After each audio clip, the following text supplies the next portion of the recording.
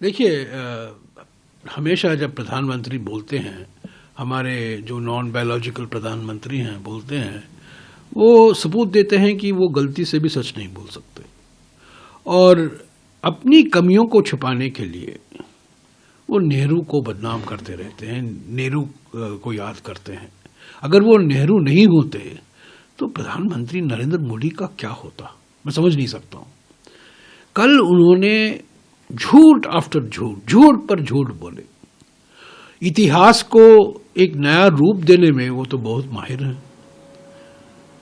पहला संशोधन जो किया गया 1951 में, उसके बारे में उन्होंने बहुत जिक्र किया। 1951 में पहला संशोधन क्यों किया गया? 3 कारण थे। एक, सांप्रदायिक प्रचार चल रहा था भयंकर तरीके से पार्टीशन के बाद। दूसरा कारण यह था कि ये जो हमारे अनुसूचित जाति, अनुसूचित जनजाति, ओबीसी वर्गों के लिए जो आरक्षण के प्रावधान थे, वो न्यायालय ने उसको रद्द कर दिया था। और तीसरा कारण यह था कि जमींदारी को हटाने के लिए जो अधिनियम बनाए गए थे वो भी अस्वीकार किए गए थे हाई कोर्ट में और सुप्रीम कोर्ट में। तो इससे निपटने के लिए ये पहला संशोधन आया। राजगोपालाचारी, डॉक्टर अंबेडकर, जवाहरलाल नेहरू सब सेलेक्ट कमेटी के सदस्य थे। और मेरे पास एक खत है जुलाई 3, 1950 का, 3 जुलाई 1950 का, सरदार वल्लभ भाई पटेल जवाहरलाल नेहरू को लिखते हैं।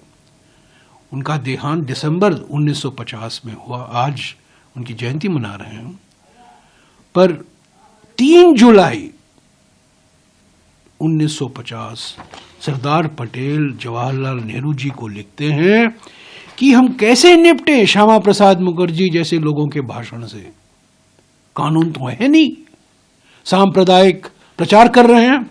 और ये कहते हैं प्रधानमंत्री को, my own feeling is that we have to consider constitutional amendments. 3 जुलाई 1950 को देहरादून से सरदार वल्लभ भाई पटेल पंडित जवाहरलाल नेहरू को लिखते हैं कि संविधान में संशोधन लाने की जरूरत है ऐसे चुनौतियों से का सामना करने के लिए।